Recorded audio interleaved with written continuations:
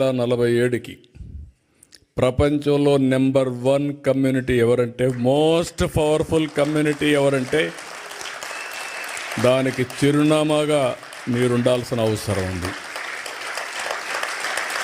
అదే నా ఆలోచన, అదే నా విజన్, అదే నా సంకల్పం. నా సంకల్పం మనందరి సంకల్పం కావాలని, దానికి ఆమోదం చెప్పాల్సిందిగా మరొక్కసారి మీ అందరినీ కోరుకుంటున్నాను.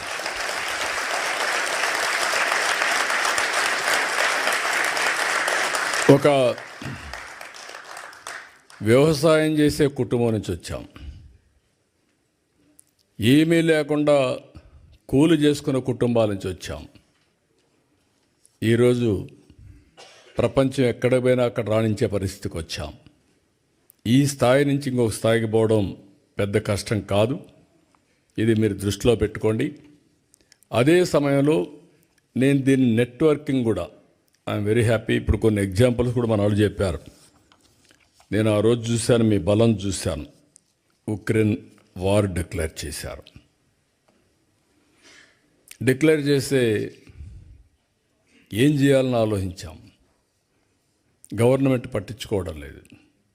కేంద్రం చేయాల్సిన పనులు చేస్తున్నారు. తెలుగు వాళ్ళు చాలా ఎంటర్ప్రైజింగ్ కమ్యూనిటీ.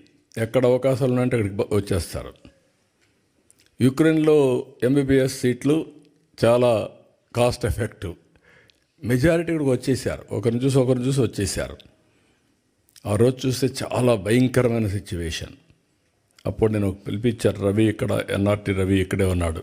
ఆయన్ని పిలిపించి అందరితో మాట్లాడి మా దగ్గరుండే నెంబర్లన్నీ తీసుకొని ఒక మెసేజ్ ఇచ్చాం. టోటల్ యూరోప్లో ఉండే వాళ్ళందరూ వచ్చి సొంత డబ్బులు ఖర్చు పెట్టుకొని మన వాళ్ళందరినీ తిరిగి ఇండియాకు పంపించే వరకు పనిచేశారంటే అది తెలుగు జాతి స్ఫూర్తి, మీ కమిట్మెంట్. అది నేను ఒక పైలట్ ఒక మాట చెబితే బ్రహ్మాండంగా చేశారు.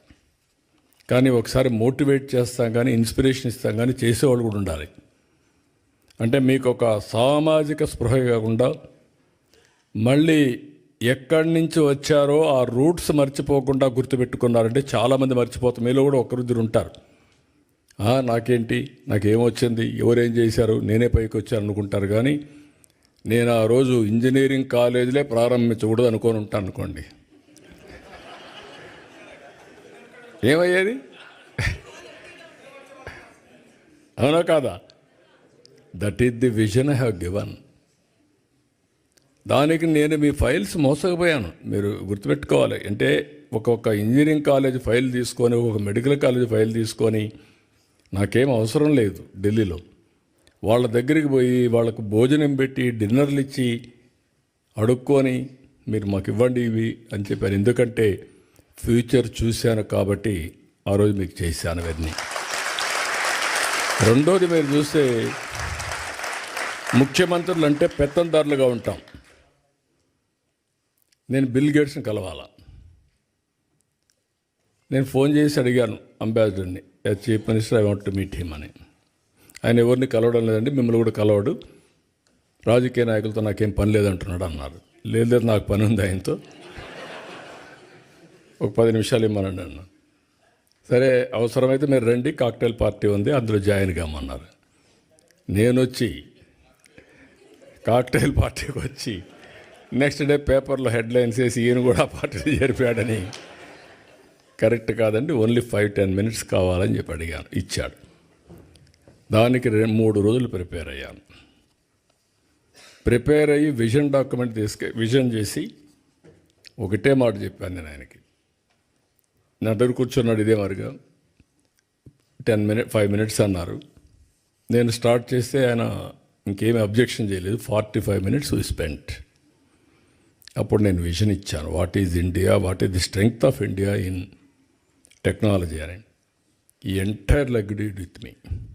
నేనేం చేయాలి మీకు అన్నాడు. మీరు ఏమీ చేయక్కర్లేదు, మీ మైక్రోసాఫ్ట్ కంపెనీ హైదరాబాద్లో పెట్టమని అడిగా ఆ రోజు.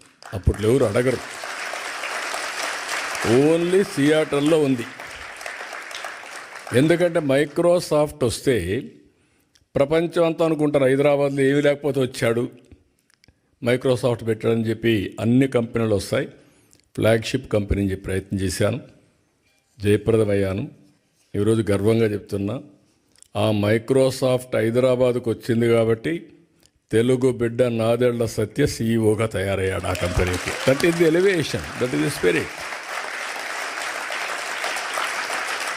ఇది ఒక్కొక్కరికి కోరికలు పుడతా ఉంటాయి. నేను ఇంజనీరింగ్ కాలేజీలు కడితే ఎవ్రీ రెవెన్యూ డివిజన్లో ఆ engineering college building biggest building. అది చూసి నేను కూడా ఈ కాలేజీలో చదువుకోవాలని చదువుకున్న వాడి మీలో కూడా చాలామంది ఉంటారు. అలాంటి స్ఫూర్తిదాయకమైన కాలేజీలు మనం కట్టాము, అన్ని లాభాలు వచ్చాయి. ఇప్పుడు నేను మిమ్మల్ని కోరేది ఏంటంటే, ఇక్కడి నుంచి నెక్స్ట్ స్టెప్కు మనం వెళ్దాం.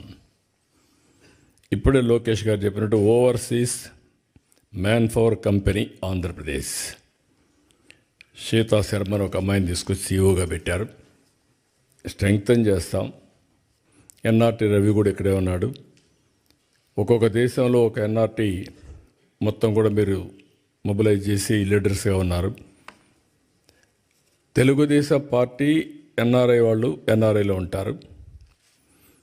ఎన్ఆర్టీలో కూడా మీరు ఉండి ఎన్ఆర్టీని బలపరిస్తే గవర్నమెంట్ పరంగా వచ్చినప్పుడు, ఇప్పుడు నేను కూడా ఒక పక్క ముఖ్యమంత్రిని, ఒక పక్క పార్టీ అధ్యక్షుడిని, ఈ రెండు బాధ్యతలు నిర్వహించినప్పుడు that is political governance. Political mandate తీసుకున్నాను, ముఖ్యమంత్రి అయ్యాను. పార్టీ అధ్యక్షుడిగా నేను హామీలు ఇచ్చాను, అవి నెరవేరుస్తాను. పార్టీ కార్యకర్తలు మీరందరూ కూడా పార్టీకి సపోర్ట్ చేసిన వాళ్ళే. మీ రుణం తీర్చుకోవాలి. తగిన విధంగా ప్రతి ఒక్క రుణం తీర్చుకోవడానికి నేను అన్ని విధాల ప్రయత్నం చేస్తున్నాను. అది వచ్చినప్పుడు ఎన్ఆర్టీ ఉంటుంది, ఎన్ఆర్ఐ ఉంటుంది.